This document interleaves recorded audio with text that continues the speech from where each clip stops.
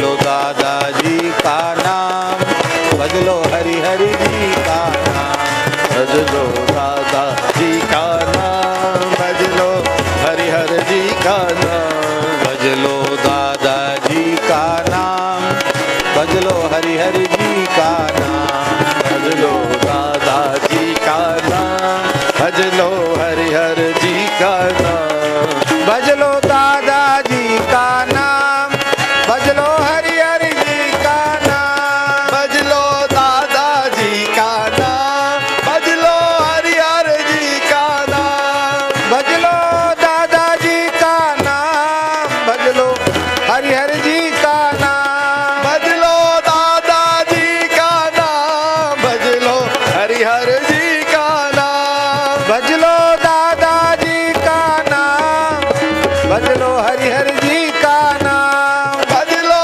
दादाजी का नाम, भज लो हरि हरि जी का नाम, भज लो दादाजी का नाम, भज लो हरि हरि जी का नाम, भज लो दादाजी का नाम, भज लो हरि हरि जी का नाम।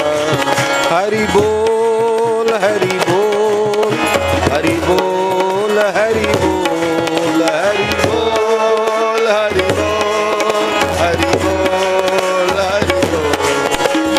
केशव माधव गोविंद बोल, केशव माधव गोविंद बोल, केशव माधव गोविंद बोल, केशव माधव गोविंद बोल, मुकुंद माधव हरि हरि बोल, मुकुंद माधव हरि हरि बोल, राम राम राम राम राम राम बोल, राम राम राम राम राम राम बोल, कृष्ण कृष्ण कृष्ण कृष्ण कृष्ण कृष्ण बोल, विठ्ठल विठ्ठल विठ्ठल विठ्ठल विठ्ठल विठ्ठल बोल, राधा राधा राधा राधा राधा राधा बोल, राधा राधा राधा राधा राधा राधा बोल, हरि बोल हरि बोल, हरि बोल हरि बोल, हरि बोल हरि बोल, हरि बोल हरि बोल। केशव माधव गोविंद बोल, केशव माधव गोविंद बोल, हरि हरि हरि हरि हरि हरि बोल, हरि हरि हरि हरि हरि हरि बोल, गोविंद गोविंद गोविंद बोल, गोविंद गोविंद गोविंद बोल, मुकुंद मुकुंद मुकुंद बोल, मुकुंद मुकुंद मुकुंद बोल, नारायण नारायण नारायण बोल, नारायण नारायण नारायण बोल, नारायण नारायण नारायण बोल, नारायण नारायण नारायण बोल, हरि हर हरि हर हरि हर बोल, हरि हर हरि हर हरि हर बोल, हरि हर हरि हर हरि हर बोल, हरि हर हरि हर हरि हर बोल, हरि बोल हरि बोल, हरि बोल हरि बोल, हरि बोल हरि बोल, हरि बोल हरि बोल, हरि बोल हरि बोल, गौर हरि बोल, हरि बोल हरि बोल, हरि बोल, गौर हरि गौर हरि गौर हरि बोल, गौर हरि गौर हरि गौर हरि बोल, हरि बोल हरि बोल, हरि बोल हरि बोल, हरि बोल हरि बोल, हरि बोल हरि बोल, हरि बोल हरि बोल, हरि बोल हरि बोल, हरि बोल हरि बोल, हरि बोल। जय जय श्री राधे श्याम, जय जय श्री सीताराम, हर हर महादेव, निताई गौर हरि बोल। जय श्री दादाजी की,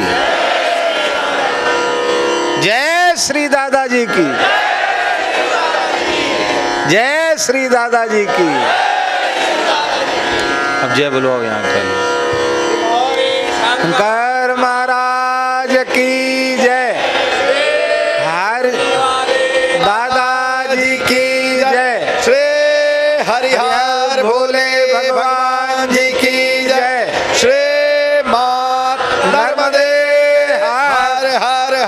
सच्चे दरबार की जय, अटल छत्र की जय। नमः पार्वते पतये हर हर महादेव। श्री जीजा महारानी गौ माता की जय, मैया की जय। श्री बड़े दादाजी की, भैया माइक ठीक करो। श्री बड़े दादाजी की जय, श्री छोटे दादाजी की जय, श्री बड़े सरकार की जय, श्री छोटे सरकार की जय, श्री रामदास जी महाराज की जय, श्री दादा दरबार की जय, सब संतन की जय। आगे आ जाए। सब भक्तन की जय, सब विप्रन की जय,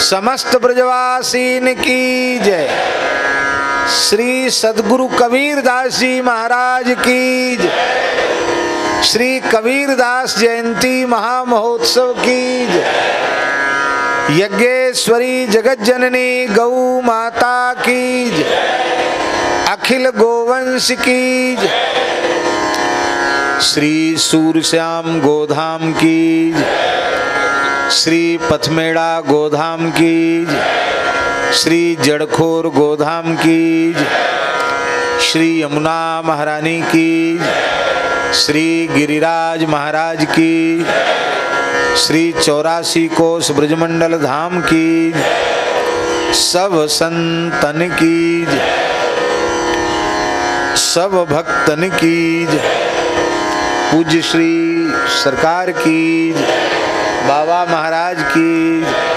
सब संतन की जय। जय श्री राधे।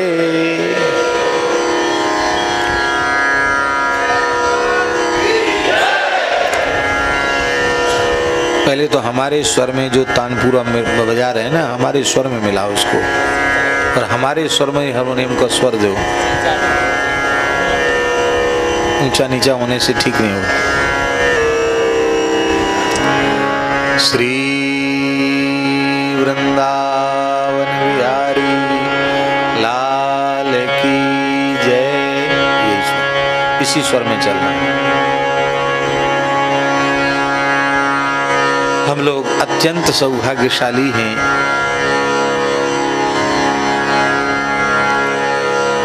भगवान के प्राण प्यारे भक्त पांडवों की कर्म भूमि इंद्रप्रस्थ में, पुराणों में जिस निगमबोध घाट की बड़ी महिमा का वर्णन है, ऐसे निगमबोध घाट के इस पुनीत क्षेत्र में कृष्ण पट्टरानी श्री यमुना जी के पावन तट पर श्री दादा दरबार में ज्येष्ठ पूर्णिमा के पावन अवसर पर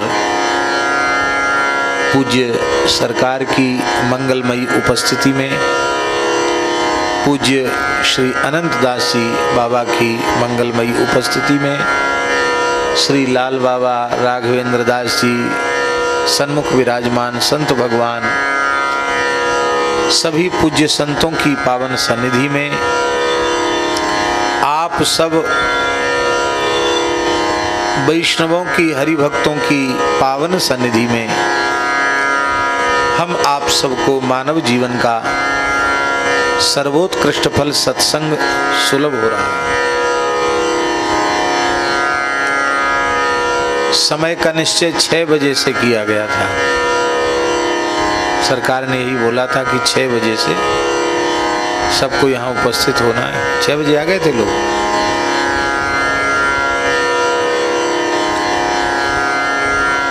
लेकिन भगवान ने आपको प्रतीक्षा का अवसर देकर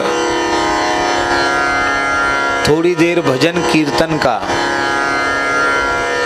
अधिक समय तक भजन कीर्तन का सौभाग्य भगवान ने कृपा करके प्रदान किया। अब खूब शीतलता है, ठंडक है।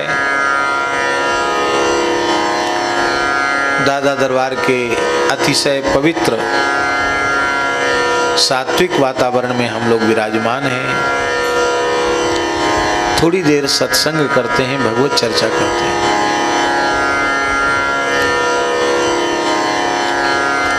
अभी हमने पूज्य महाराज जी से पूछा, सरकार से पूछा कि आप आज्ञा करें, क्या कहना है, क्या कहें, किस विषय पर करें, क्या कहें। तो महाराज जी ने एक बात कही, जीव का कल्याण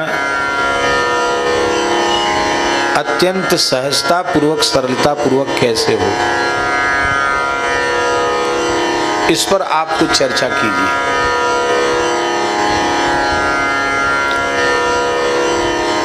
सबसे पहली बात तो ये है कि हम लोगों के जीवन में सबसे पहले यह इच्छा उत्पन्न होनी चाहिए कि हमारा कल्याण होना चाहिए।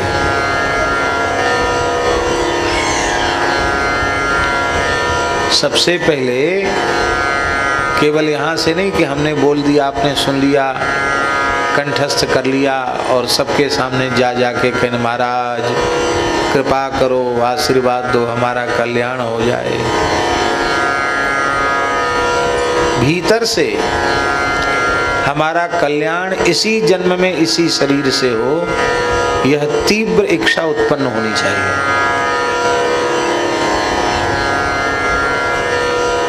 इस तीव्र इच्छा का ही नाम है मुमुक्षा। आप आगे आ जाओ, त्यागी जी यहाँ जाओ, सामने आ जाओ।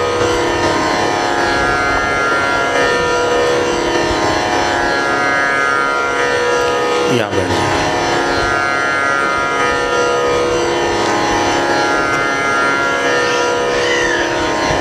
यहाँ आ जाओ, यहाँ आ जाओ, सामने जाओ। अरे यहाँ आओ ना, बैठो, जहाँ कह रहे वहाँ बैठो।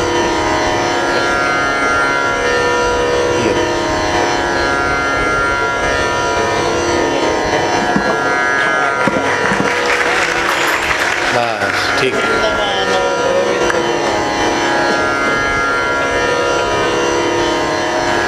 यहाँ जाओ, त्यागी इधर। बस बस बस बस।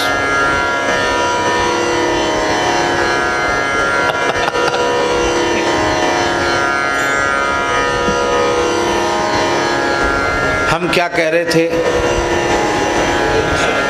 कि सर्वप्रथम मनुष्य के हृदय में यह तीव्र इच्छा उत्पन्न होनी चाहिए कि इसी शरीर से इसी जन्म में हमारा कल्याण हो, परम कल्याण हो जाए।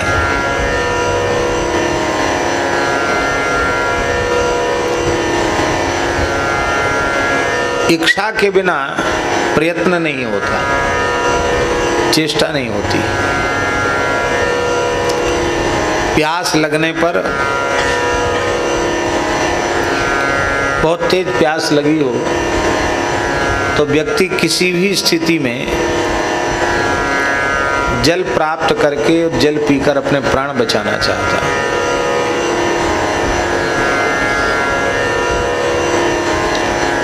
एक महात्मा बहुत आचार विचार वाले थे, सत्य घटना सुना रहे हैं। को 6 संत थे चित्रकूट के।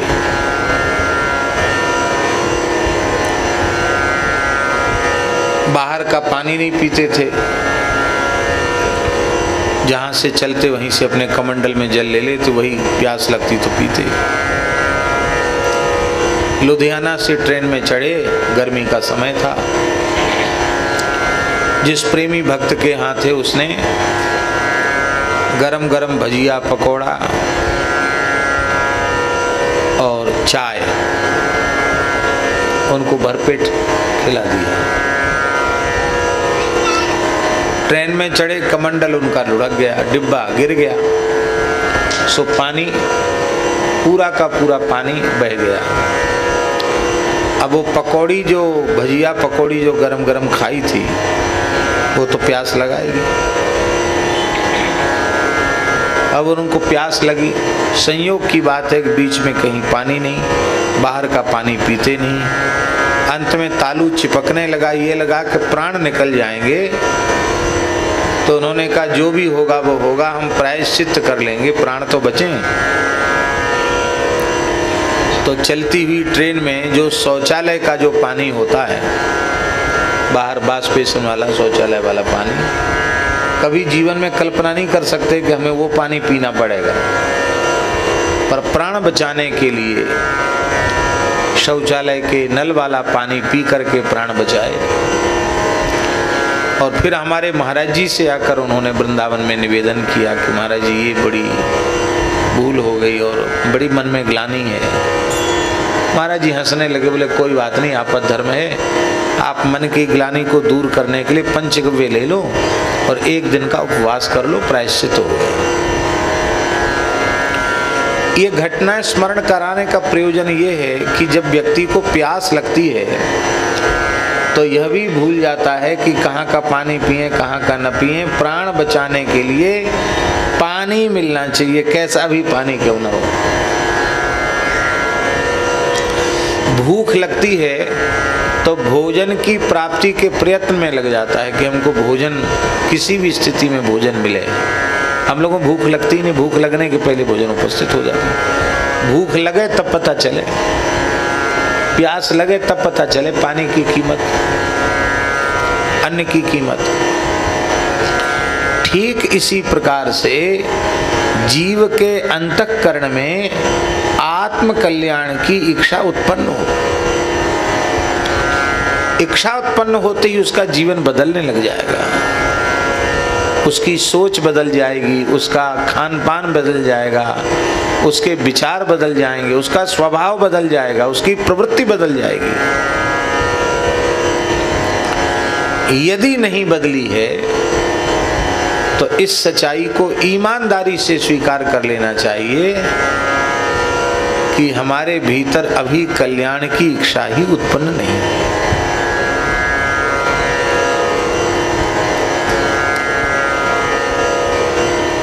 हम जो लोगों से कहते हैं महाराज आशीर्वाद दीजिए हमारा कल्याण हो, ये झूठी बात है। अभी कल्याण की इच्छा ही तुम्हारे भीतर उत्पन्न नहीं हुई।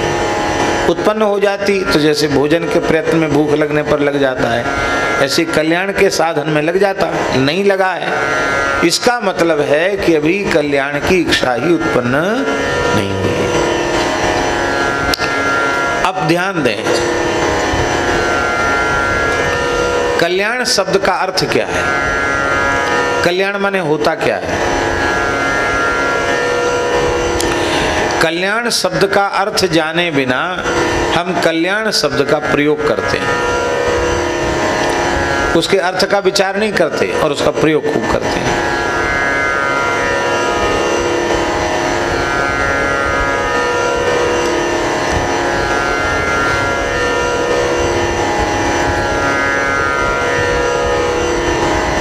आज तो चकाचक खीर मालपुआ की रसोई मिली पाने को, झिक्के पाई, क्या बढ़िया मालपुआ था, क्या सुंदर खीर थी, कल्याण हो गया।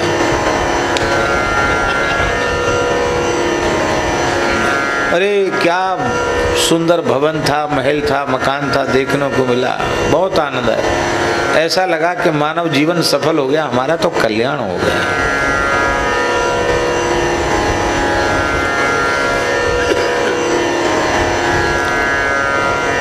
भौतिक जगत की नाशवान वस्तुओं की प्राप्ति में जो हमें हर्ष होता है, दुर्भाग्य से उसे हम कल्याण मान लेते हैं। वो कल्याण नहीं है, वो कल्याण नहीं है। लौकिक पारलौकिक किसी भी वस्तु पदार्थ की, दुर्लभ से दुर्लभ वस्तु व्यक्ति पदार्थ की प्राप्ति का नाम कल्याण नहीं है। और व्यवहार में भी बोलते हैं महाराज हमारा कल्याण हो जाए, महाराज बोलते जा बच्चा तेरा कल्याण हो। कई बार कहने वाले को भी पता नहीं कि कल्याण हो का मतलब क्या है, पर कल्याण शब्द का अर्थ है देवर्षि नारद जी कह रहे हैं श्रेयस्त्वं कतमद्राजन कर्मणात्मन ईहसे दुख हानि सुखावाप्ति श्रेया तन्नेह चिष्यते। बहुत सुंदर परिभाषा है कल्याण की। दुख हानि ही सुखावाप्ति ही श्रेय। क्या कल्याण की परिभाषा है? याद कर लो। दुख हानि ही सुखावाप्ति ही श्रेय। श्रेय माने कल्याणम,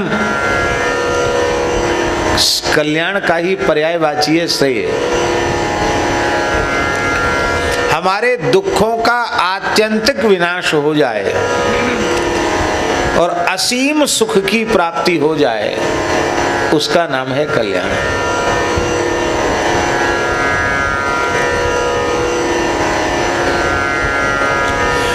दुखों का आत्यंतिक विनाश संसार की किसी वस्तु की प्राप्ति से तो संभव है ही नहीं। स्वर्ग की क्या चले महाराज जी, ब्रह्मलोक तक की कोई दुर्लभ वस्तु मिल जाएगी तो भी दुख का अत्यंत अभाव संभव नहीं है। क्यों नहीं है? श्रीमद् भगवद गीता में भगवान आज्ञा कर रहे हैं, आप ब्रह्म भुवनाल लोका पुनरावर्तिनोर्जुन। हे अर्जुन, ब्रह्मलोक तक पहुंचने के बाद भी जीव को लौट कर फिर संसार में आना पड़ता है, पर केवल मेरे चरण कमल ऐसे हैं, मुझे प्राप्त करने के बाद नईति माम एति सोर्जुनो, फिर वह संसार चक्र में लौटकर नहीं आता और मुझे ही प्राप्त होता है, इसमें संदेह नहीं। तो धरती की किसी वस्तु को पा लिया तो भी दुख तो मिटेगा नहीं, स्वर्ग में कुछ मिल गया तो भी दुख मिटेगा नहीं, ब्रह्मलोक तक की कोई वस्तु मिल जाएगी तो भी दुख मिटेगा नहीं, और असीम सुख की प्राप्ति होगी नहीं। जितने सुख है ना संसार के, सब ससीम है, उसकी एक सीमा है। और महाराज जी बड़ी विचित्र बात है,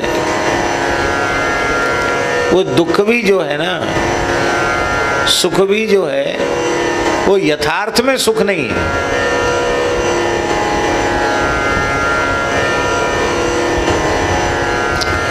क्योंकि यथार्थ में सुख उसे तब माना जाए जब उस सुख की परिणति दुख न हो। हमारी बात सब लोग समझ रहे हैं कि नहीं? जब उस सुख की परिणति दुख न हो तो उसे सुख माना जाए, और संसार के सुख की परिणति दुख है तो सुख कैसा?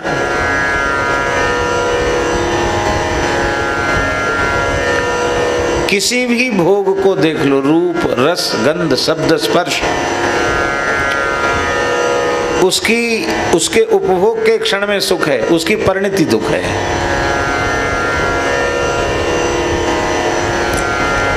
यही देख लो, खूब रबड़ी खाई, बढ़िया रबड़ी, लच्छेदार रबड़ी, और गर्मी का समय था, खूब रबड़ी खाई, रबड़ी तो खूब बढ़िया प्रेम से खाई। बाद में गर्मी थी, कोई भीतर से विकृति आ गई, दूध की बनी हुई चीज थी, हैजा हो गया। अब उल्टी दस्त शुरू हुए, हॉस्पिटल में भर्ती हो गए, फिनाइल चढ़ रही है, बोतल चढ़ रही है, डॉक्टर कहता हालत गंभीर है। रबड़ी खाने में कितना सुख मिला, और सलाइन चढ़ाने में। एक उदाहरण दिया, सुख तो है नहीं महाराज जी, सुखाभास है, और सुख मान लो है भी तो सुख की परिणति सुख न होकर सुख की परिणति दुख है। बड़ी प्यारी बात। सुखाय कर्माणि करोति लोको न तै सुखम वान्यदुपारमं वा विंदेहि यस् तत एव दुःखम यदत्र युक्तम भगवान वदेन्ना। सारा संसार सुख की आशा से ही कर्म में प्रवृत्त है।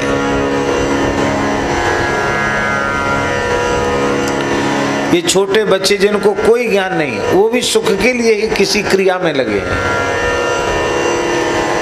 भले ही फूल तोड़ने की ही क्यों ना हो। वो सुख के लिए, हर व्यक्ति क्रियाशील है सुख के लिए। सुखाय कर्माणि करोति लोकः, और परिणाम न तैहि सुखम, उनसे सुख नहीं है। आनंद जी, सुख का संकल्प लेकर कर्म किया और सुख मिला नहीं, तो वहां से मन हटना चाहिए कि नहीं? लेकिन और लगन से लग जाता है, क्यों नहीं मिला, जरूर मिलेगा, फिर उसी में लग गए। हम लोगों से अच्छी तो माताएं हैं, बटलोई चूल्हे पर चढ़ाती हैं और एक चावल को दबा के देखती हैं कि वो पक गया कि नहीं। एक चावल पक गया, उसमें कनी नहीं रही, तो इस विश्वास के आधार पर कि एक चावल पक गया है, इसका मतलब है हंडी के जितने चावल हैं सब के सब पक गए हैं। इसी विश्वास के आधार पर बटलोई को चूल्हे से उतार कर नीचे रख देती हैं और सुंदर भात बन के तैयार हो जाता है। पर हम ऐसे हैं कि सुख का संकल्प लेकर कर्म में प्रवृत्त होते हैं, परिणाम में दुखों से दुख भोगते चले जाते हैं, और इसके बाद भी उन कर्मों से हम विरत नहीं होते हैं, उनसे हमारी चित्त की वृत्ति हटती नहीं।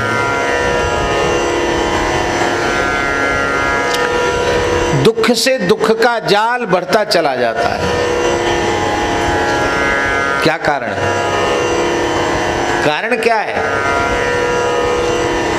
कारण यही है कि भीतर से मुमुक्षा का, मुमुक्षा माने कल्याण की इच्छा का अभाव है। क्या है? भीतर से कल्याण की इच्छा का अभाव है। कल्याण की इच्छा है ही नहीं हमारे भीतर। हम तो रोटी कपड़ा मकान की प्राप्ति में कल्याण समझ रहे हैं, हम तो व्यापार धंधा बढ़ जाए उसमें कल्याण समझ रहे हैं, ब्याह हो जाए बच्चे हो जाए उसमें कल्याण समझ रहे हैं, अच्छी नौकरी लग जाए उसमें कल्याण समझ रहे हैं।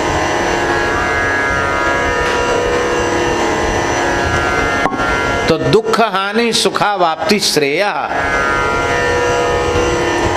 तन्नेह चेष्यति, और वो संसार के किसी कर्म से संभव नहीं है। तब महाराज जी फिर क्या करें कि सबसे पहले तो कल्याण शब्द का अर्थ समझे कि दुखों का अत्यंताभाव और असीम सुख की प्राप्ति का नाम कल्याण है। ये बात मन में पक्की कर लें। अब पक्की करने के बाद फिर उस कल्याण की प्राप्ति की कामना के प्रयत्न में लगे। उस कल्याण की प्राप्ति कल्याण की जो कामना है ना, उसकी पूर्णता के प्रयत्न में लगे। उस प्रयत्न में लगने पर कहां जाना पड़ेगा? आप किसी नए शहर में गए, रात्रि हो गई, आप कहीं विश्राम करना चाहते हैं तो कोई होटल धर्मशाला आप देखते हैं कि नहीं देखते हैं? रात को ठहरना है, उसके प्रयत्न में मिलते हैं, लगते हैं। भूख लगती है तो भोजनालय में जाते हैं।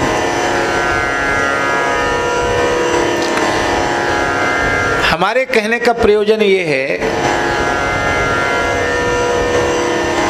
कि जिस वस्तु की प्राप्ति जहां संभव है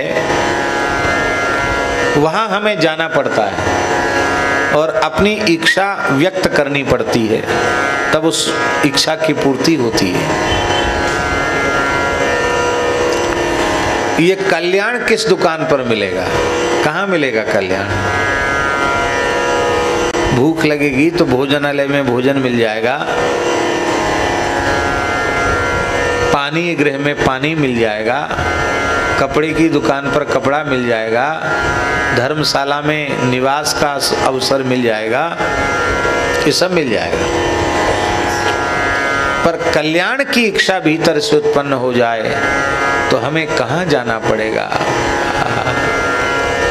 जहाँ जाना पड़ेगा उस स्थान का नाम है, उस तत्व का नाम है, उस दिव्य भगवत विभूति का नाम है श्री सद्गुरुदेव भगवान।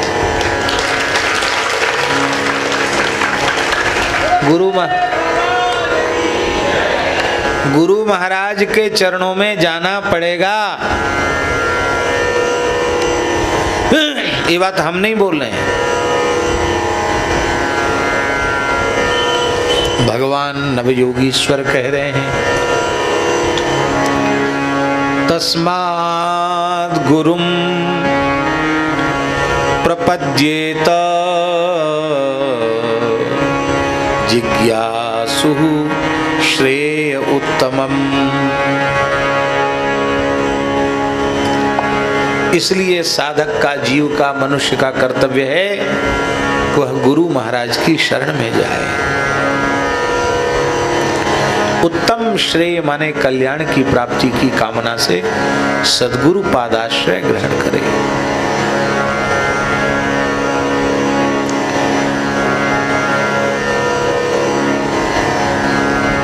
ये बात भी पक्की कर दी, गुरु जी की शरण में क्यों जाए? इसलिए न जाए कि हम बहुत बीमार रहते हैं ठीक हो जाएं,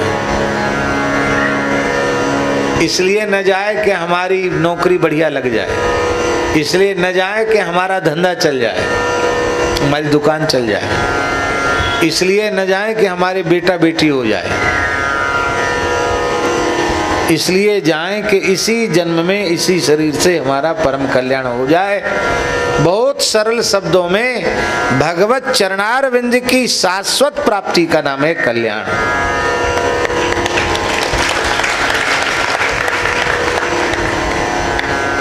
ये हो जाए। महाराज जी, ये गुरु महाराज जो है ना, चाहे श्री बड़े दादाजी कहो, चाहे छोटे दादाजी कहो, चाहे बड़े सरकार कहो, छोटे सरकार कहो, तत्व तो एक ही है ना। तत्व तो 10-20 नहीं है। ये कल्प वृक्ष हैं, सद्गुरु कल्प वृक्ष है।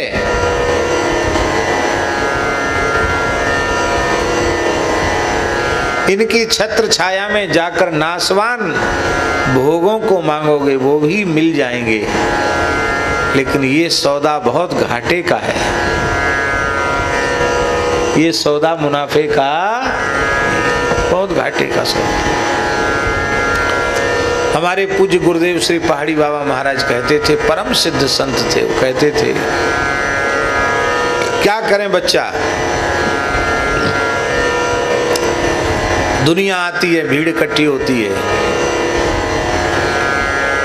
भगवान किसी को नहीं चाहिए, राम जी किसी को नहीं चाहिए, किसी को बेटा चाहिए, किसी को बेटी चाहिए, किसी को कुछ चाहिए, किसी को कुछ चाहिए, भगवान किसी को नहीं चाहिए। कहते देखो 60-70 वर्ष हमको बैठे बैठे एक जगह हो गया, भगवान की प्राप्ति की इच्छा लेकर कोई नहीं आता, और जो कहते हैं कि हमको केवल भगवान चाहिए वो झूठ बोलते हैं, क्योंकि वो ऊपर ऊपर से बोलते हैं भगवान चाहिए, भीतर से तो बहुत कुछ संसार की चीजें चाहिए। तो संसार की वस्तुओं से उनका मन हटा नहीं, और फिर कहते हैं हमको भगवान चाहिए, तो झूठ बोलते हैं। तो भगवान की प्राप्ति की इच्छा लेकर कोई नहीं आता। और महाराज जी सरकार ऐसे ऐसे विलक्षण घटनाएं घटती थी महाराज के जीवन में।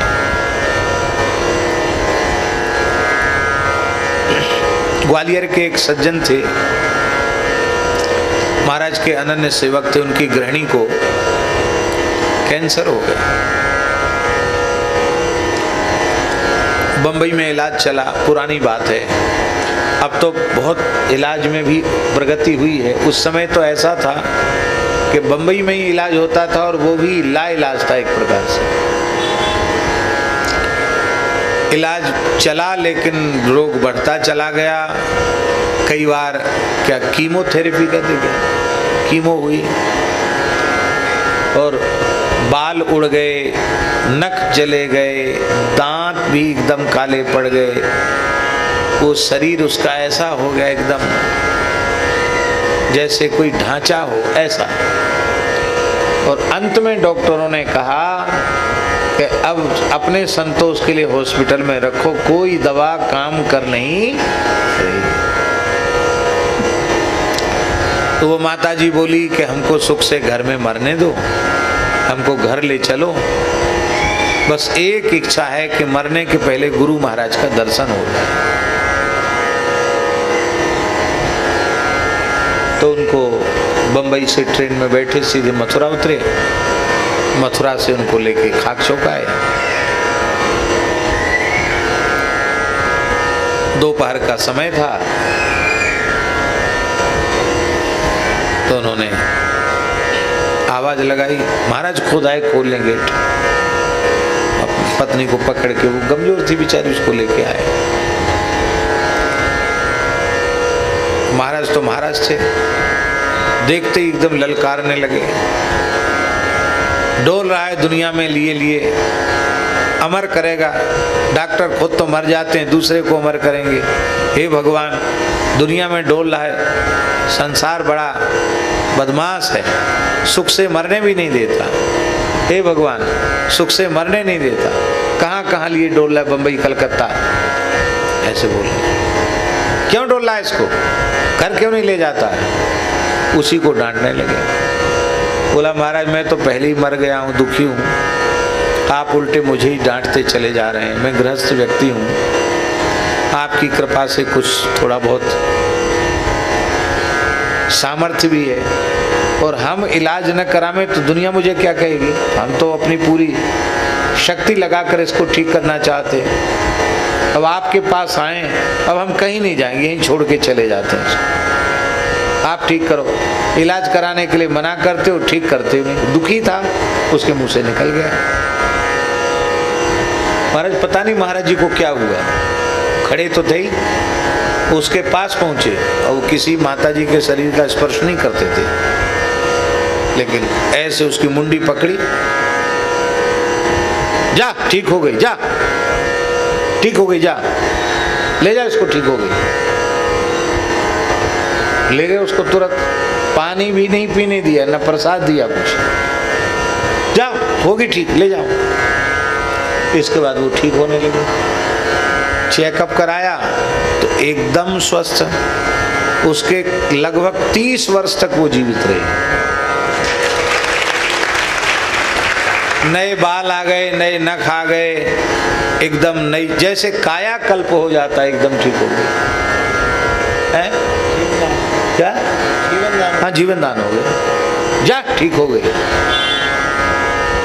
इसी दिल्ली में एक परिवार में घटना घटी, उनके माता पिता और बच्चे को बदमाशों ने घर में सफाई पुताई करने वालों ने खत्म कर दिया।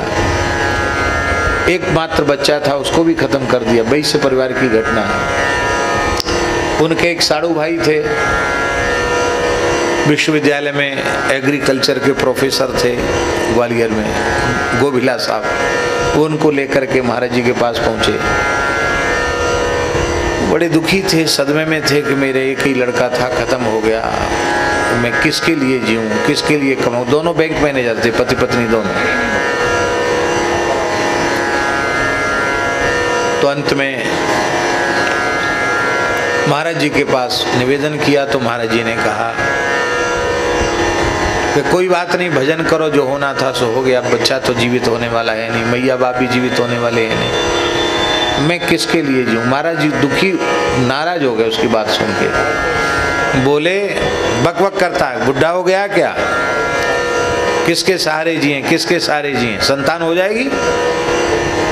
उसने कहा महाराज संतान नहीं हो सकती। क्यों?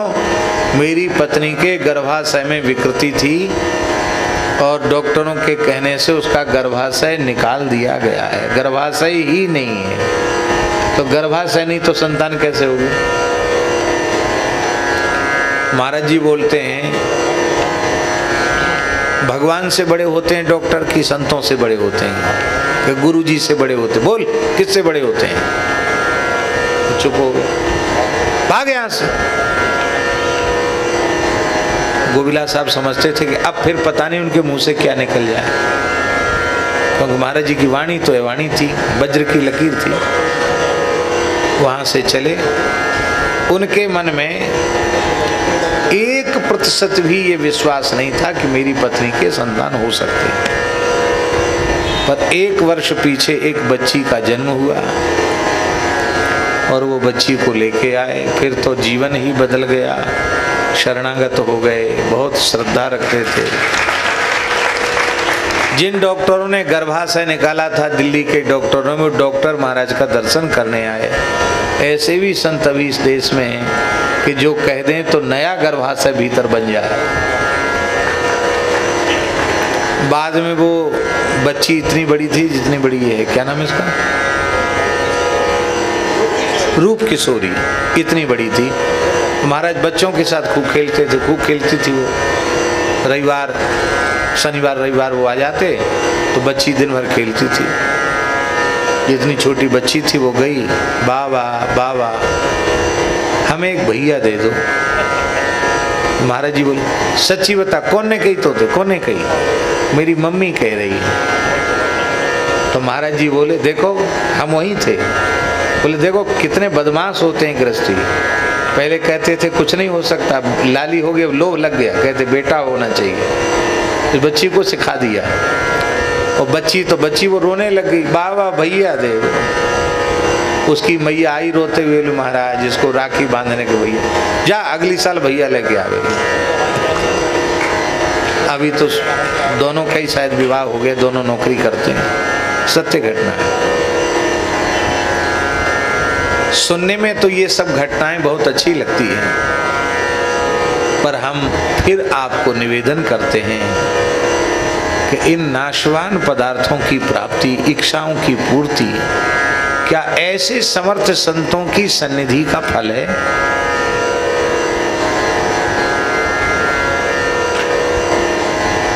हमारी अमुक इच्छा पूरी हो गई, क्या ये संतों की सन्निधि का फल है? गुरुजनों की इसलिए कल्प वृक्ष हैं, जो चाहोगे सो मिलेगा। अब कुछ नहीं चाहोगे उसको कल्याण मिलेगा।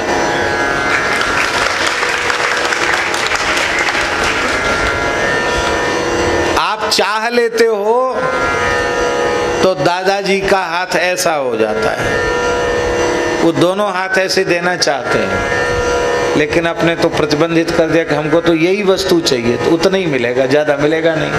अब कुछ नहीं चाहिए तो सब कुछ मिलेगा।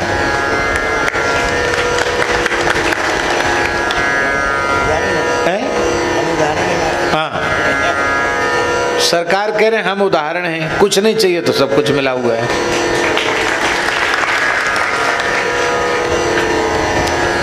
दूसरे इनको देख लो, ये उनकी पूरी गृहस्थी है, पूरी गृहस्थी इसी थैला में है। धरती पर कम रहते, आसमान में ज्यादा रहते। किसकी नौकरी करते हैं? व्यवसाय के नाम पे ठिलिया भी लगाते हैं, खोमचे की भी दुकान है इनकी। 2 पैसा की किसी की मजूरी है। कुछ नहीं चाहते, इसलिए सरकार खूब आनंद में रखे। हम काम कामना करके भगवान की उदारता को संकुचित बना देते हैं।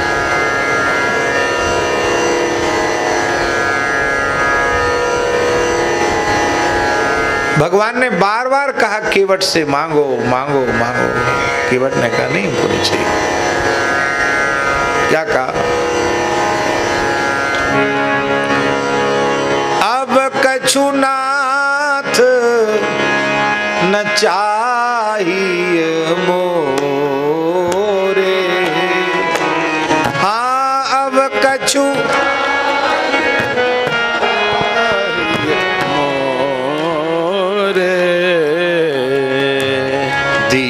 दयाल अनुग्रह तो, दीन दयाल अनुग्रह तो रे। गरीब आदमी है महाराज जी, अमीर को तो बहुत कुछ चाहिए और गरीब को कुछ नहीं चाहिए। केवट कोई अमीर तो नहीं है, गरीब है, लेकिन अब कछु नाथ न चाहिए मोरे, दीन दयाल अनुग्रह तोरे। भगवान बोले हम बिना दिए मानेंगे नहीं, कुछ न कुछ तो लेना पड़ेगा। प्रत्यक्ष रूप में कुछ न कुछ लेना पड़ेगा। केवट ने कहा कि अब चूकना नहीं चाहिए, अब जरूर मांग लेना चाहिए। तो केवट ने क्या कहा? फिरती बार नाथ जो देवा, सो प्रसाद में सिर धरी लेवा, सो प्रसाद में सिर लेना। इसका मतलब ये पक्का करवा लिया कि लौट के आओगे तो भी इसी नौका में पार जाना है, फिर कुछ दोगे तो फिर ले लें। और 14 वर्ष तक वह उसी सजी धजी नौका में रोता हुआ भगवान के आगमन की प्रतीक्षा करता रहा। किसको मिलता है प्रेम, किसको मिलता है भक्ति, किसका होता है कल्याण? बोले अर्थ न धर्म न काम रुचि, गति न चाहूं निर्वाण। ऐसी इच्छा भीतर से जग जाती है तो जन्म जन्म रति राम पद यह वरदान ना।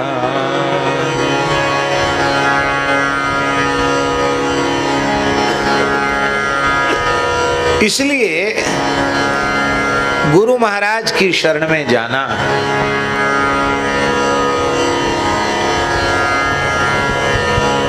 गुरु महाराज की शरण में जाना है। गुरु महाराज की शरण में जाने से क्या मिलेगा?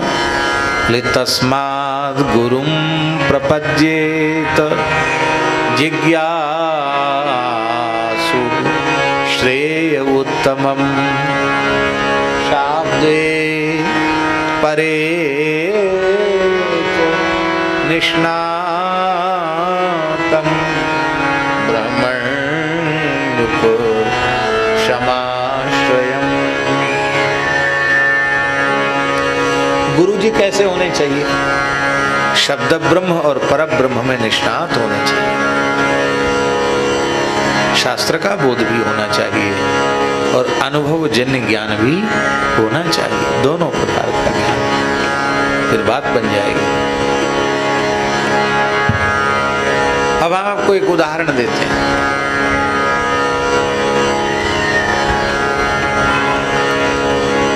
एक भाग्यशाली जीव के हृदय में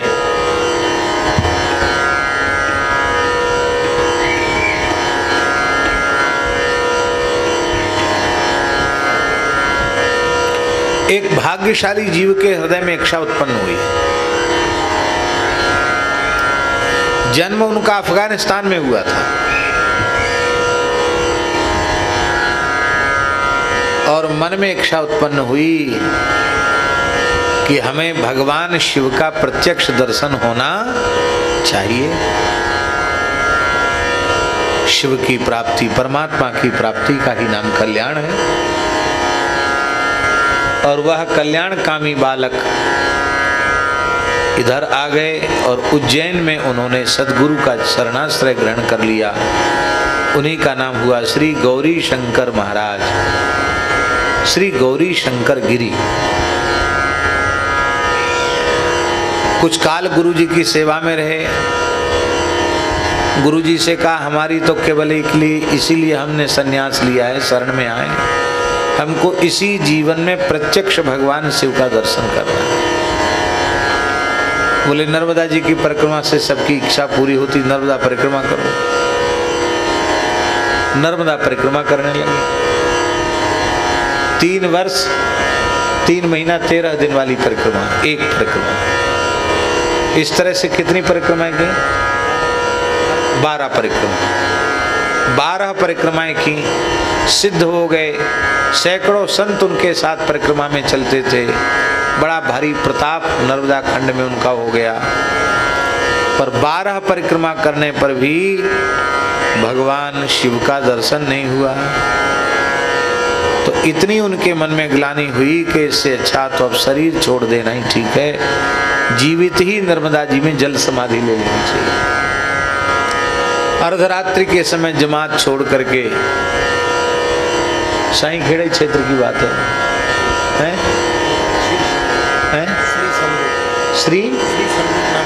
श्री संधू नाम की जगह साईं खेड़ा के पास है। वहां नर्मदा जी का जल अथाह है। और रात्रि को महाराज गए, बहुत ध्यान से सुनने वाली बात है। रात्रि को गौरी शंकर महाराज गए तो जहां नर्मदा जी का अथाह जल था और वो जीवित जल समाधि लेने की इच्छा से गए और जल में उतरे तो घुटने से ऊपर नर्मदा जी का जल ही नहीं। उनको बड़ा आश्चर्य हो गया, कहीं हम भूल के दूसरी जगह तो नहीं आ गए? यहाँ तो अथाह पानी था, इतना जल घुटने से ऊपर ही जल नहीं जा रहा है। पर नहीं, भूल तो नहीं है, इस घाट वही है। 12 परिक्रमा कर चुके हैं, 12वीं परिक्रमा थी उनकी। स्थल तो वही है। ये चमत्कार क्या, पानी जब घुटने घुटने पानी नर्मदा जी में 20 धार में पहुंच गए तो उनको लगा कि कोई बच्ची, ऐसी छोटी बच्ची उनका हाथ उंगली पकड़ के खींच रही है, ऐसी कन्नी उंगली पकड़ के खींच रही है। उनको लगा किसने खींचा, देखा एक छोटी बच्ची। कहा तुम जीवित ही जल में क्यों डूबना चाहते हो, समाधि क्यों लेना चाहते हो? कि नर्मदा जी ने हमारी अभीष्ट की पूर्ति नहीं की, हम जो चाहते थे वो हमको नहीं मिला, शिव जी का दर्शन नहीं हुआ, तुम जीवित जल समाधि ले रहे। तो मत करो ऐसा, मानो। तो उन्होंने कहा कि तुम्हारी बात क्यों मानूं? क्या तुम नर्मदा जो तुम्हारी बात मानूं? हाँ मैं नर्मदा हूँ, हाँ मैं नर्मदा हूँ। वो नर्मदा जी थी साक्षात, मैं नर्मदा हूँ। तो उन्होंने कहा अपने स्वरूप में दर्शन दो। तो नर्मदा जी ने अपने दिव्य स्वरूप में दर्शन दिया। नर्मदा जी हाथ पकड़ के बाहर लाई। बोले तुम्हारी भक्ति पर रीझ करके 12 वर्ष से, 3 वर्ष से साक्षात भगवान शिव तुम्हारी भक्ति पर रीझ कर तुम्हारी जमात में तुम्हारे साथ चल रहे हैं। तुम्हारे रसोई बनाते हैं, बर्तन मांजते हैं, सारी सेवा करते हैं। 3 वर्ष हो गया। उनको कहा कौन है ऐसे संत? साक्षात शिव जी हमारी जमात में चल रहे हैं, हम पहचानते नहीं। बोले जो केशवानंद जी नाम के अवधूत हैं वे साक्षात शिव हैं, वे साक्षात भोले बाबा हैं। अब तो आए वहां से, तो सवेरे के 4 बज गए थे और वो केशवानंद जी महाराज कढ़ाई मांज रहे थे। क्यों? सवेरे बाल भोग बनना है, चूल्हा वही चेताते, रसोई वही बनाते। तो फिर उनके मन में आए, कह रहे ये बर्तन मांजने वाला, रसोई बनाने वाला, ये कैसे शिव जी हो सकता है। फिर नर्मदा जी ने सावधान किया, भूल मत पड़ो, भूलो मत, ये साक्षात भोले बाबा हैं। और जैसे ही उन्होंने दंडवत प्रणाम किया श्री गौरी शंकर महाराज ने, तो क्या देखते हैं कि 3 नेत्र, कर्पूर के समान धवल वर्ण, जटाजूट, ललाट में चंद्रमा, त्रिशूल डमरूधारी साक्षात शिव जी। प्रत्यक्ष शिव जी का दर्शन हुआ, साष्टांग प्रणाम किया और बोले बस अब हो गया काम, हमने तुमको पहचान लिया और तुमने हमको पहचान लिया, अब हम यहाँ नहीं रहेंगे। अंतर्धान हो गए और वे ही केशवानंद जी अवधूत थोड़े ही समय में श्री धोनी वाले दादाजी के रूप में साईं खेड़ा में प्रकट हुए। और फिर तो बड़ा विलक्षण उनका जीवन चरित्र है। तो ये बात हम इसलिए कह रहे कि कल्याण की इच्छा उत्पन्न हुई, तो कल्याण हुआ कि नहीं हुआ। धोनी वाले दादाजी साक्षात शिव जी को अवधूत रूप में प्रकट कर दिया। कल्याण की कामना ने, कल्याण की कामना ने भगवान शिव को अवधूत रूप में प्रकट होने के लिए बाध्य कर दिया। फिर छोटे दादाजी हुए हरिहर भोले भगवान जी।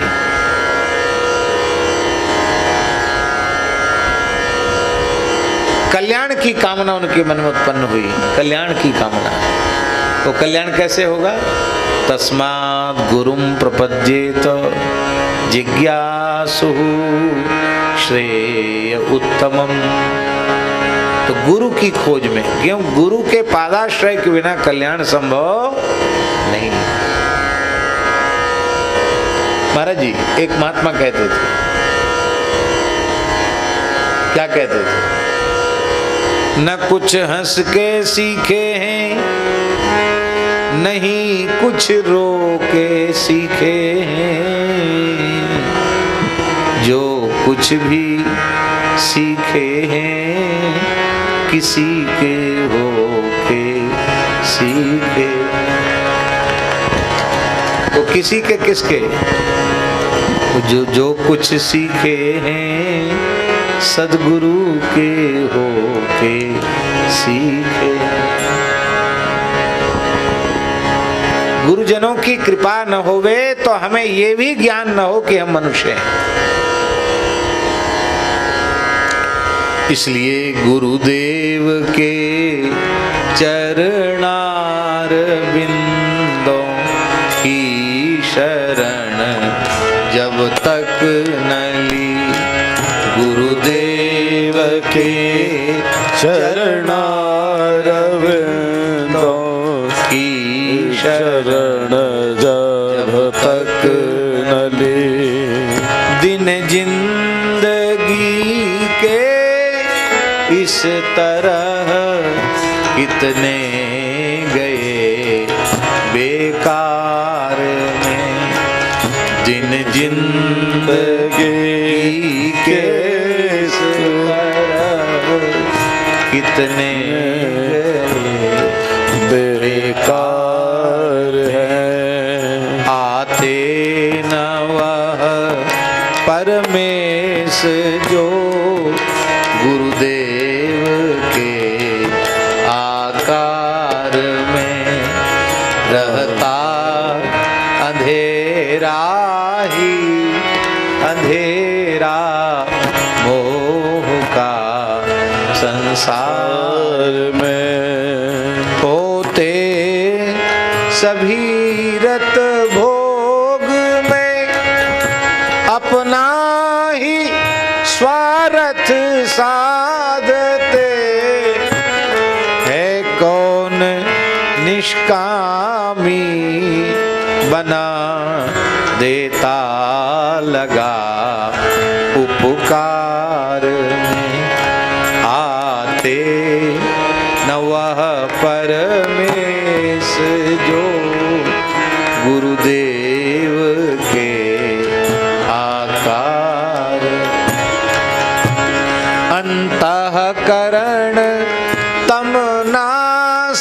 हित निज बचन किरण प्रकाशी के अंतःकरण तमनास हित निज बचन किरण प्रकाश के है इस तरह से कौन लगता जीव के उद्धार में है इस तरह से कौन लगता जीव के उद्धार में आते न वह श्री राम जो गुरुदेव के अवतार में आते न वह घनश्याम जो गुरुदेव के आकार में रहता अंधेरा ही अंधेरा मोह का संसार में रहता अंधेरा ही अंधेरा मोह का संसार में।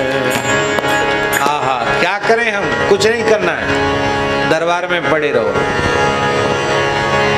सदगुरु के दरबार में पड़े रहो।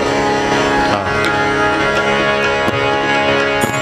गुरु हैं दयालु दीन वत्सल राम संशय छोड़ दे।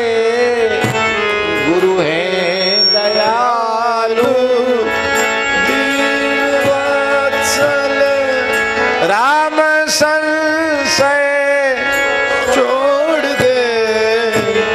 तेरा भला हो जाएगा दूर पड़ा दरबार में। तेरा भला हो जाएगा दूर पड़ा दरबार में। आते न वह श्री राम जो गुरुदेव के आकार में रहता अंधेरा ही अंधेरा मोह का संसार।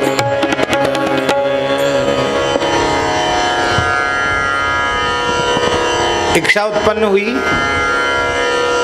सारी धरती का पूरे भारतवर्ष के तीर्थों में विचरे हो। उनको नहीं लगा कि हम जिनकी खोज कर रहे हैं वो हमको मिले।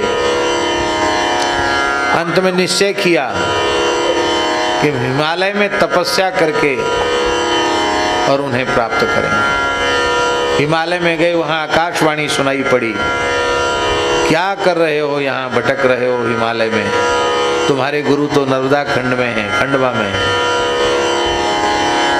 और वो है साईं खेड़ा में, साईं खेड़ा में।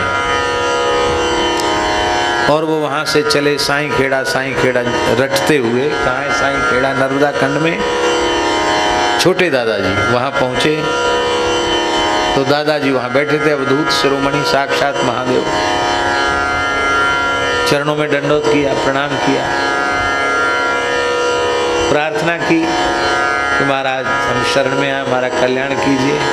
सोई महाराज पीटने लगे। कितना पीटा महाराज जी? डंडे मार मार के सिर फोड़ दिया। ऐसी दीक्षा लेने के लिए तैयार हो आप लोग? गुरुजी ने कुछ कह देते हैं अथवा नहीं भी धोखे से कह पाते हैं तो तुम मुंह फुला लेते हो। अब फिर कहे तो हमारा कल्याण हो जाए। पर चेला इतनी श्रद्धा से गए, गुरुजी ने मार मार डंडा सिर फोड़ दिया, रक्त बह गया, बेहोश होके गिर गए। ऐसे लगा कि इस बालक की मृत्यु हुई। और महाराज बड़े दादाजी घसीट के ले गए, कोठरी में बंद कर दिया और ताला लगा के चाबी अपने चरण के नीचे रखी है। गादी हाँ, जहाँ बैठते थे वहीं रख ली, बैठ गए 3 दिन तक। तो लोगों ने डरते डरते कहा कि मोड़ा मर गो होगो, बालक मर गया होगा। महाराज अच्छा मोड़ा मर गो होगो। गए, ताला खोल के हाथ पकड़ के घसीट के ले आए और कीड़े पड़ गए थे सिर में, बड़े बड़े कीड़े गाँव में। 3 दिन में धूना की राख भर दी, ठीक हो गए हैं। हाँ, चिमटे से कीड़े निकाल के फिर धूनी की राख भर दी है। वो कृपा थी, भभूति भरती चैतन्य हो गए, चेतना आ गई। एक प्रकार से गुरुजी ने कायाकल्प कर दिया, नया जीवन दे दिया। और फिर उन्हें अपना ही स्वरूप प्रदान कर दिया। जो बड़े दादाजी वही छोटे दादाजी। ये तो केवल नाम के लिए हम कह लेते हैं कि बड़े दादाजी और छोटे दादाजी, वस्तुतः वो भी दादाजी और वो भी दादाजी, एक रूप हो गए। गुरु शिष्य 2 नहीं हुए भैया। सच्चे सद्गुरु शिष्य नहीं बनाते हैं, वो तो शिष्य को आत्मस्वरूप प्रदान। पारस में अरु संत में बहुत अंतरो जान, वे लोहा सुवर्ण करें वे करें आप समान। संत तो अपने जैसा बना देते हैं। और फिर उन छोटे सरकार की शरण में, हरिहर भोले भगवान जी की शरण में सरकार के गुरुदेव पधारे।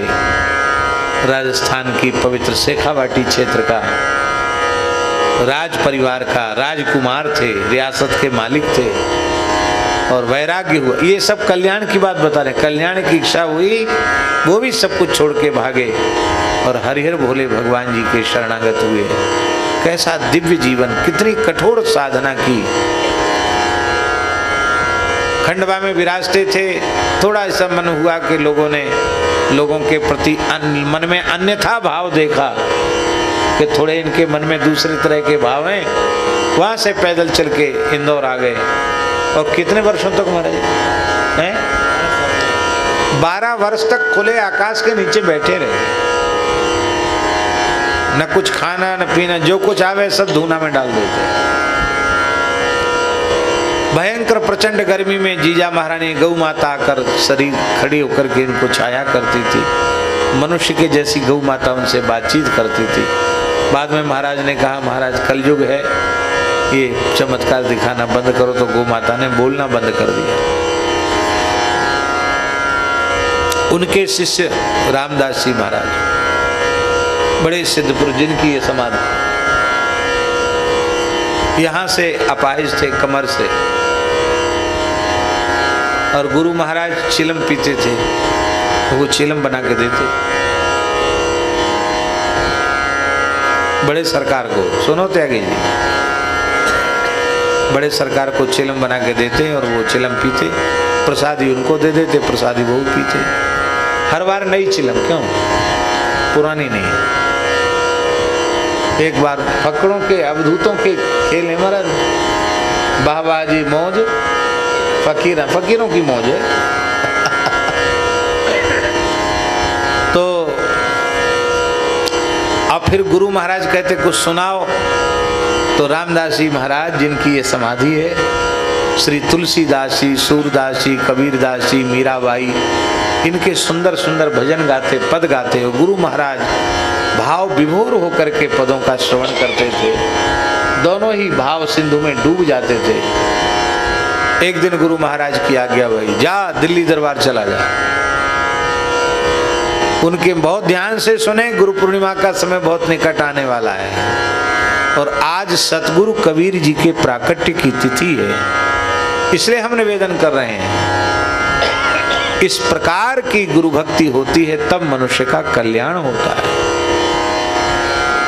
उनके मन में ये नहीं आया कि गुरुजी हम तो खुद ही अपाहिज हैं, चल फिर सकते नहीं, हम दिल्ली कैसे जाएंगे, कौन ले जाएगा हमको दिल्ली। गुरु महाराज की आज्ञा हुई कि जाना है। लोगों ने उनको ट्रेन में चढ़ा दिया, ट्रेन में चढ़ के दिल्ली आ गए। सब डब्बा खाली हो गया, वो बैठे रह गए। कुली घुसे भीतर, बोले बाबा कहाँ जाना है आपको? बोले हमको दिल्ली दरबार जाना। बोले दिल्ली दरबार तो नहीं है, दिल्ली स्टेशन है, जंक्शन है, उतर जाओ। बोले चढ़ाने वालों ने चढ़ा दिया, तुम उतारना हो तो उतार दो। ना हम चढ़ सकते अपने अपना उतर सकते, चढ़ाने वालों ने चढ़ा दिया, उतारने वाले उतार दो। इस हॉल में उधर उनकी छवि लगी हुई है, गुरुदेव भगवान के उधर में उनकी छवि लगी हुई, श्री रामदास जी महाराज उधर उधर वो छवि है, ध्यान से दर्शन कर लें।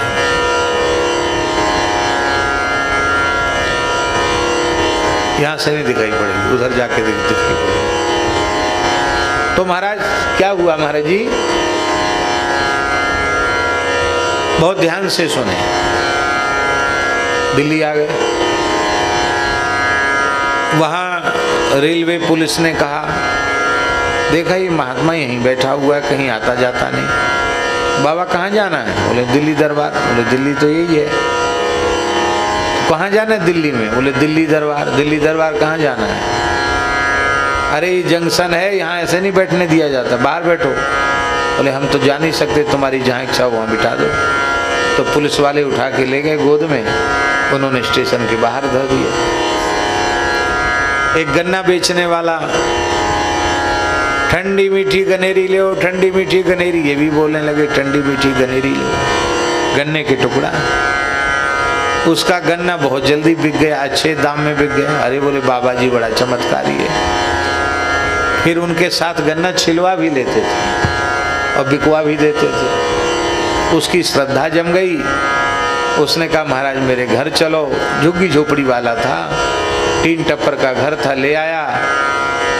छोटा निवास था, उसमें तो कोई रहने की जगह इतनी, बाहर थोड़ा छज्जा जैसा था, उसी में टाट से घेर दिया।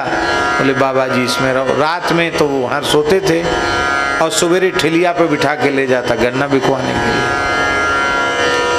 एक दिन लोग कहते महाराज जी कौन आ गया, रात भर कीर्तन करते थे, भजलो दादाजी का नाम, भजलो हरिहरि जी का नाम, और पर तुलसीदास जी, सूरदास जी, मीराबाई, कबीरदास जी सबके भजन गाते थे। तो महात्मा ही होते, महात्मा थे। तो महाराज जी क्या हुआ कि सोमवती अमावस्या थी, हाँ, तो उस अमावस्या पे मेला जमुना किनारे। उसने कहा हम स्टेशन पे गन्ना नहीं बेचेंगे, यहाँ बेचेंगे। बोले हम भी चलेंगे जमुना जी। जमुना जी में उसने ले जाकर गोद में स्नान कराया। यहाँ जो जगह, यहाँ आकर बाबा बैठ गए। बोले दिल्ली दरबार आ गया, अब तुम चले जाओ यहाँ से, अब तुम्हारा काम पूरा हुआ। महाराज कहाँ खुले आकाश में कहाँ रहोगे? बोले तुम्हारा काम पूरा हो गया, हम अपनी जगह पे आ गए। ऐसा क्यों कहा? बहुत ध्यान से सुने। बड़े दादाजी जो साक्षात शिवरूप थे, धुनी वाले दादाजी, वो किसी काल में यहाँ पधारे थे। छोटे दादाजी हरिहर बोले भगवान जी यहाँ पधारे थे और पधार करके उन्होंने यहाँ शौच क्रिया की और जल खूब खर्च किया। तो लोगों ने पूछा महाराज इतना पानी क्यों फैला रहे हो? बोले जितना पानी फैलाएंगे उतना भजन होगा, यहाँ बहुत भजन होगा। हम पहले भी यहाँ रुक चुके हैं और आज भी, कल रात्रि को आए रुके। सवेरे 5 बजे से लेके पूरे दिन यहाँ भजन चलता है, कोई न कोई बैठ के कीर्तन करता ही रहता है। बोले यहाँ बहुत भजन होगा, जितना पानी फैलाएंगे उतना भजन होगा। यहाँ बैठ गए, लोग आने लगे, दिन दुखी लोगों के मनोरथ भी पूरे होने लगे। यहाँ गड्ढा था, मिट्टी पटवाने लगे। उस समय इस देश के प्रथम राष्ट्रपति थे डॉक्टर श्री राजेंद्र प्रसाद जी। उनको अस्थमा की बीमारी थी। अस्थमा माने दमा, क्या कहते हैं तुम्हारी डॉक्टरी भाषा में? अस्थमा बोलते हैं, अंग्रेजी शब्द है अस्थमा का। अच्छा, हम तो उसको हिंदी समझ रहे थे। चलो, दमे की बीमारी थी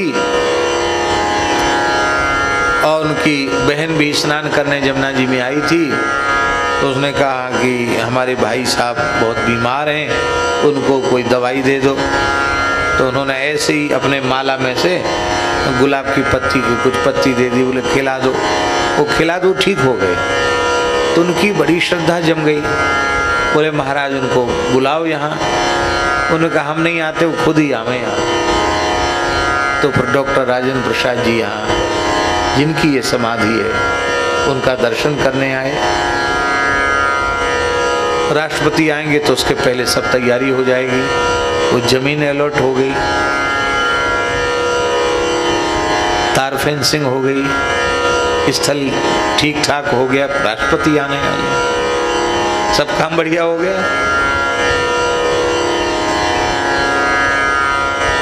और फिर इसके बाद यहाँ कच्चा है, सब कच्ची झोपड़ी।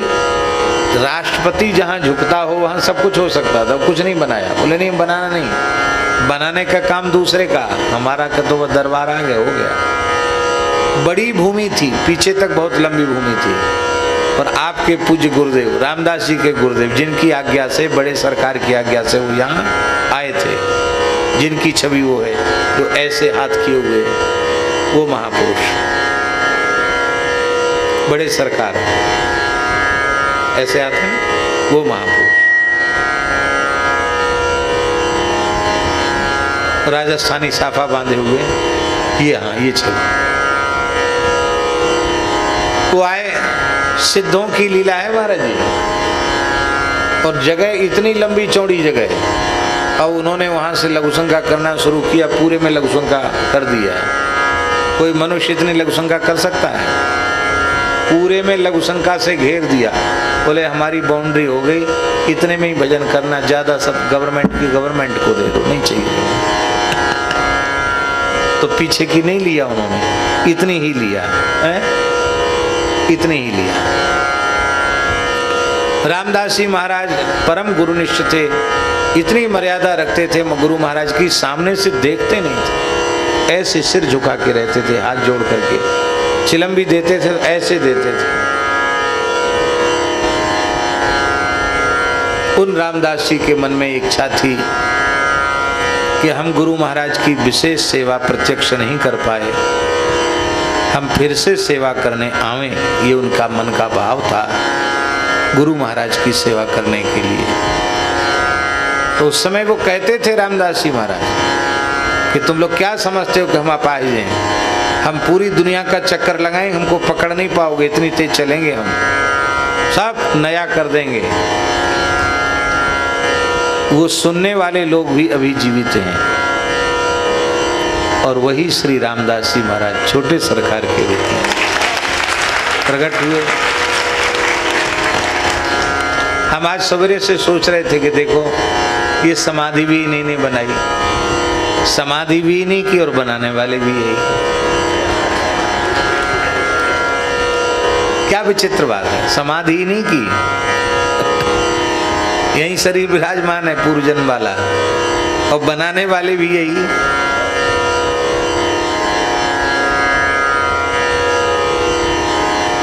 परंपरा, ये धर्म प्राण भारतवर्ष की पवित्र परंपरा है।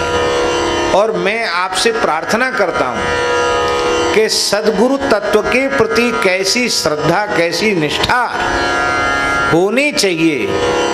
यदि किसी को सीखना है तो सरकार से सीखना चाहिए, और यहाँ के परिकर से सीखना चाहिए। आचार्य निष्ठा, गुरु निष्ठा, फकीरी किसको कहते हैं, फक्कड़ी किसको कहते हैं, और मौज किसको कहते हैं, देखना हो तो उनको देखो। और यही बात है, इनसे कोई रिश्तेदारी थोड़ी है। अनंत दास जी से छोटे सरकार की कोई रिश्तेदारी है क्या? पर बस वर्ग मिल गया, ये भी फक्कड़, प्रेम हो गया। हमारे मन में भी प्रथम दर्शन के बाद ही यहाँ जो आकर्षण हुआ उसका मूल कारण है गुरु निष्ठा। दास को यदि कोई कहे कि आपके अपने जीवन में आपकी सबसे बड़ी उपलब्धि क्या है, तो हम बिना किसी संकोच के एकदम निश्चल निष्कपट भाव से कह रहे हैं हमारे जीवन की सर्वोच्च उपलब्धि है सदगुरुदेव भगवान के चरण कमलों की प्राप्ति। और हम महाराज जी उतने से कृतार्थ हैं, हमको कभी घबराहट नहीं होती, हमको लगता हम धन्य हैं, हम कृतार्थ हैं। ऐसे साक्षात भगवद रूप सदगुरु भगवान की शरण हमें मिली है।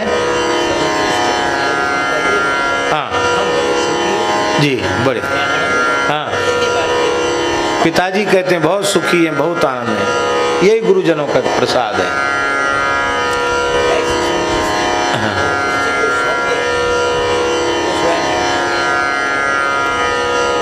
परम संतोष, हाँ क्या कहना। तो ये परम पूज्य रमण रेती वाले महाराज जी के प्रति भी जो हमारे हृदय में बड़ी श्रद्धा का भाव है, उसका भी मूल कारण है उनकी गुरुनिष्ठा। तो हमको तो ये समझ में आता है जहां जहां गुरुनिष्ठा है लगता है कि वे सब हमारे पूज्य हैं, वो हमारे आदर्श हैं।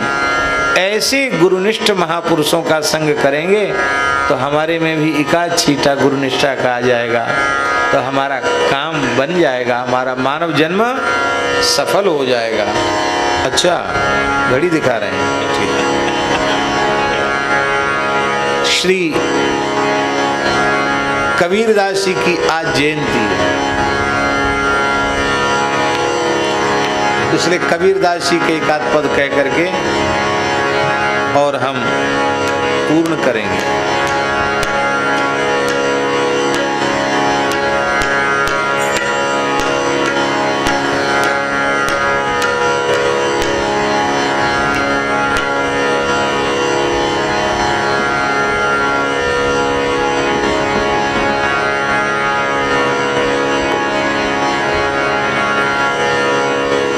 भजो रे भैया, अभी कल्याण की बात आई थी ना, कल्याण कैसे होगा, तो श्री कबीरदास जी कह रहे हैं भजो रे भैया राम गोविंद। गाइए भजो रे भैया राम गोविंद हरे। भजो रे भैया राम गोविंद हरे। भजो रे भैया राम गोविंद हरे। जप तप साधन नहीं कछु लागत, जप तप साधन नहीं कछु लागत, ना खर्चे गठरी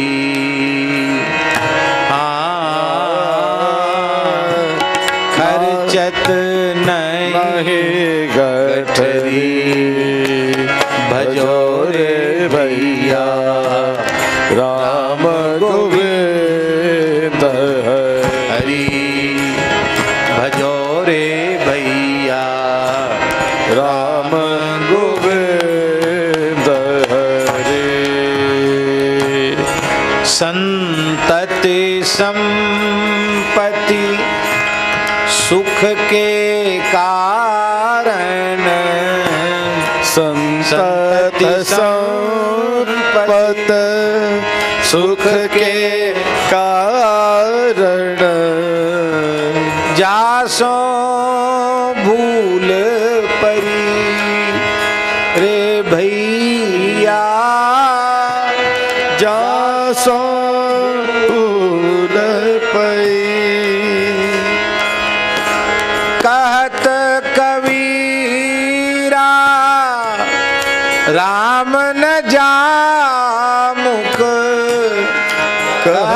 कबीरा राम न जामुख तामुख धूल भरी भजो रे भैया तामुख धूल भरी भजो रे भैया राम गोविंद हरे भजो रे भैया राम गोविंद हरे भजो रे भैया राम गोविंद हरे भजो रे भैया राम गोविंद हरे। और भैया क्या बीत गए दिन भजन बिना रे बीत गए दिन भजन बिना रे बाल अवस्था खेल गवायो बाल अवस्था खेल गवायो जब जवानी तब मान घना रे जब जवानी तब मान घना रे बीत गए दिन भजन बिना रे बीत गए दिन भजन बिना रे लाहे कारण मूल गवायो लाहे कारण मूल गवायो अजहू न गई मन की तृष्णा रे अजहू न गई मन की तृष्णा रे कहत कबीर सुनो भाई साधो कहत कबीर सुनो भाई साधो पार उतर गए संत जना रे पार उतर गए संत जना रे बीत गए दिन भजन बिना रे बीत गए दिन भजन बिना रे। और जब भजन में मन लग जाएगा तब संसार की कोई वस्तु सुहावनी नहीं लगेगी। मन लाग्यो रे मन लाग्यो मन लाग्यो लाग्यो लाग्यो मन लाग्यो मेरो यार फकीरी में मन लाग्यो मेरो यार फकीरी मन लाग्यो मेरो यार फकीरी में मन लाग्यो मेरो यार फकीरी। जब कल्याण की इच्छा भीतर से जग जाएगी ना मयंक जी तब फिर ये वकालत अच्छी नहीं लगेगी। मन लाग्यो मेरो यार फकीरी में मन लाग्यो मेरो यार फकीरी में, मन लाग्यो मेरो यार फकीरी में, मन लाग्यो मेरो यार फकीरी में। जो सुख पावो नाम भजन में, जो सुख पाओ राम भजन में, जो सुख पाओ राम भजन में, जो सुख पाओ राम भजन में। सो सुख नाही अमीरी में, हाँ सो सुख नाही अमीरी में। मन लाग्यो मेरो यार फकीरी में, मन लाग्यो मेरो यार फकीरी में। मन लाग्यो लाग्यो लाग्यो मन लाग्यो मेरो यार फकीरी में, मन लाग्यो मेरो यार फकीरी में, मन लाग्यो मेरो यार फकीरी में, मन लाग्यो मेरो यार फकीरी में। आहा और क्या, भला बुरा सबकी सुन लीजिए, भला बुरा सबको सुन लीजिए। करी गुजरान गरीबी में, गुजरान गरीबी में। प्रेम नगर में रहन हमारी, प्रेम नगर में रहनी हमारी। भली बनी आई सबूरी में, हाँ भली बन आई सबूरी में। मन लाग्यो मेरो यार फकीरी में, मन लाग्यो मेरो यार फकीरी में, मन लाग्यो मेरो यार फकीरी में।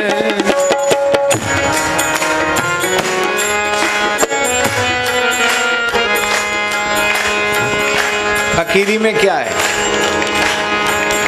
हाथ में कूंडी बगल में सोता, हाथ में तूबे बगल में सोता। चारों दिशा जगीरी में, हाँ चारों दिशा जगीरी में। आखिर यह तन खाक मिलेगा, आखिर यह तन खाक मिलेगा। कहाँ फिरत मगरूरी में, हाँ कहाँ फिरत मगरूरी में। मन लाग्यो मेरो यार फकीरी में, मन लाग्यो मेरो यार फकीरी में।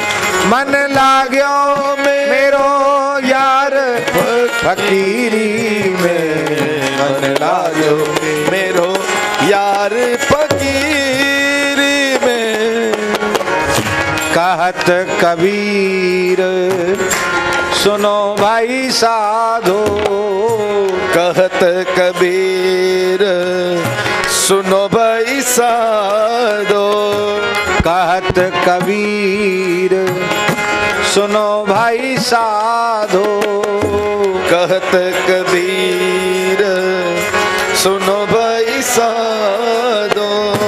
साहिब मिले सबूरी में साहिब मिले सबूरी में मन लाग्यो मेरो यार फकीर में मन लाग्यो मेरो यार फकीर में मन लाग्यो मेरो यार फकीर में मन लाग्यो मेरो यार फकीर में मन लाग्यो मेरो यार फकीर में मन लाग्यो मेरो यार फकीर में मन लाग्यो मेरो यार फकीर में मन लाग्यो मेरो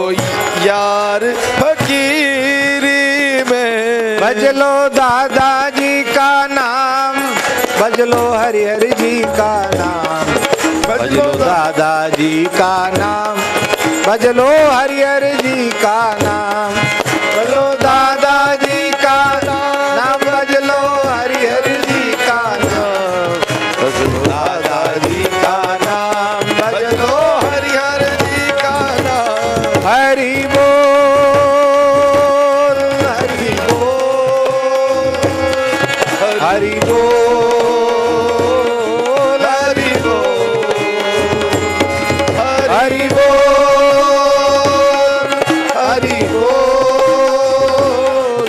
हरि बोल हरि बोल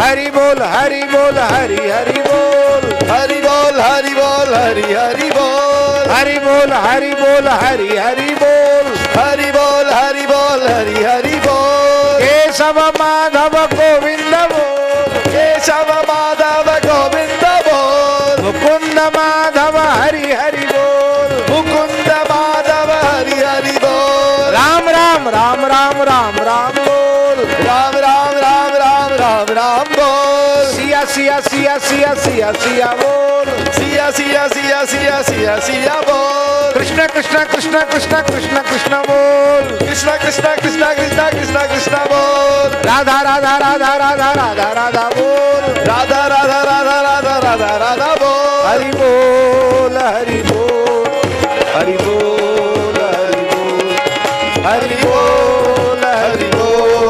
हरि बोल हरि बोल हरि हरि बोल बोल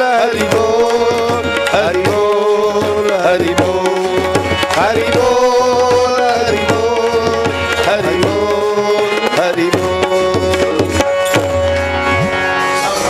प्रमन्निलिम्प निर्जरी विलोल वीचि वल्लरी विराजमान मूर्धन अगन्ध गन्ध गज्ज्वलन ललाट पट्टपावक किशोर चन्द्रशेखर रति प्रतिक्षणं मम धराधरेन्द्र नन्दिनी विलास बन्धु बन्धुरस्फुरद्दिगन्त सन्तति प्रमोदमान मानस कृपाकटाक्ष धोरणी निरुद्ध दुर्धरापदि क्वचिज्जिदम्बरे मनो विनोदमेतु वस्तु जटाभुजङ्ग पिङ्गल सुरत्मणामणि प्रभा कदम्ब कुङ्कुमद्रव प्रलिप्त दिग्वधूमुखे पदान्त सिन्धुरस्फुरत्वगुत्तरीय मेदुरे मनो विनोदमद्भुतं विभर्तु भूतभर्धर सहस्रलोचन प्रवृत्य शेषलेख शेखर प्रसून धूलिधोरणि विधुस्सराङ्घ्रिपीठ भुजङ्गराजमालया निबद्ध जाटचूटक श्रियेच्छिराय जायतां चकोरबन्धुशेखर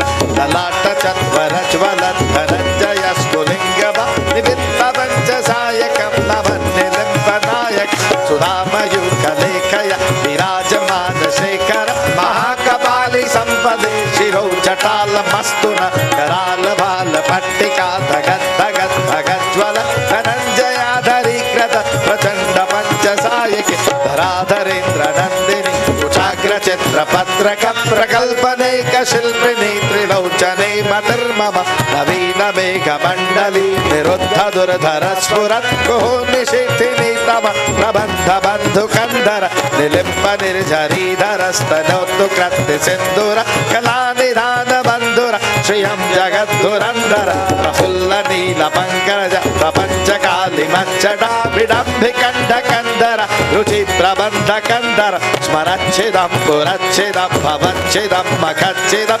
कदच्छिदान्धकच्छिदं तमन्तकच्छिदं भज अखर्व सर्व मंगल कला कदम्ब मंजरी रस प्रवाह माधुरी विजृंभणा मधुव्रतं स्मरान्तकं पुरान्तकं भवान्तकं मखान्तकं कदान्तकान्तकान्तकं दमन्तकान्तकं भज जयत्वद प्रविभ्रम प्रवद्भुजङ्गमस्फुर धगद् धगद् विनिर्गम कराल भाल हव्यव धिमित् धिमित् धिमित् वदन् वदङ्गतुङ्गमङ्गल ध्वनिक्रम प्रवर्तित प्रचण्ड ताण्डव शिव त्रिशद विचित्र तल्पयोर्भुजङ्ग मौक्तिकस्रजो गरिष्ठ रत्नलोष्ठयो सुहृद् विपक्ष पक्षयो तृणारविन्दु चक्षुषो प्रजामहि महेन्द्रयो समं प्रवर्तयन् मनः सदा शिवं भजाम्यहं कदा निलिम्ब निर्झरि निकुञ्ज कोटरे वसन् विमुक्त दुर्मति सदा शिरस्थमञ्जलिम्ब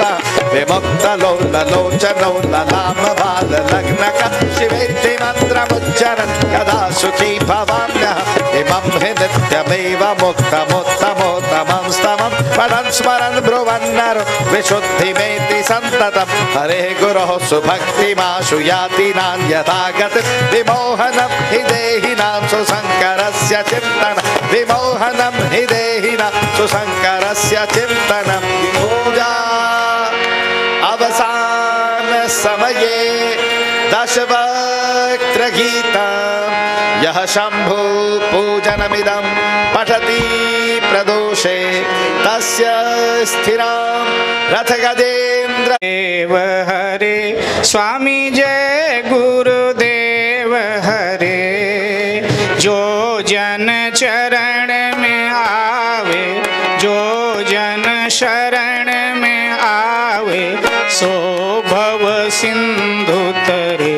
स्वामी जय गुरुदेव हरे। श्री ब्रिज धाम विराजे वृंदावन पावन, स्वामी वृंदावन पावन। श्रीमलूक पीठ तहाँ शोभित, श्रीमलूक पीठ तहाँ शोभित, लागत मन भावन। स्वामी जय गुरुदेव हरे। श्री रामानंदी तिलक सुहावन, मास्तक पर छाजे, स्वामी मास्तक पर साजे। जटाशीष गल माला, जटाशीष गल माला, तुलसी की राजे। स्वामी जय गुरुदेव हरे। कर भी तुलसी माला, बल कल तन सोहे, स्वामी बल कल तन सोहे। चरण पादुका चरणन, चरण पादुका चरणन, पावन मन मोहे। स्वामी जय गुरुदेव हरे। हिया में सीताराम विराज, राम भक्ति दाता, स्वामी राम भक्ति दाता। गव के परम उपासक, गव के परम उपासक, गाते भक्त माल गाथा। स्वामी जय गुरुदेव हरे। विप्रवंश में प्रगटे शिखा सूत्रधारी, स्वामी शिखा सूत्रधारी। वेद पुराण के ज्ञाता, वेद पुराण के ज्ञाता। मुख राम कथा न्यारी, स्वामी जय गुरुदेव हरे। लेखनी बनराई सबकी जय। सप्त सिंधु स्याही स्वामी सप्त सिंधु स्याही। गुर गुण वर्णि न जावे, गुर गुण वर्णि न जावे। लिखो धरा माही स्वामी जय गुरुदेव हरे। श्री गुरु शिव स्वरूप वरदायक भक्ति मुक्ति दाता स्वामी भक्ति मुक्ति दाता। विजय चरण नित बंदत, विजय चरण नित बंदत। शिष्यन सुख दाता स्वामी जय गुरुदेव हरे। श्री गुरुदेव की आरती जो जन नित गाता स्वामी जो जन नित गाता। कहत विजय कवि निश्चय, कहत विजय कवि निश्चय।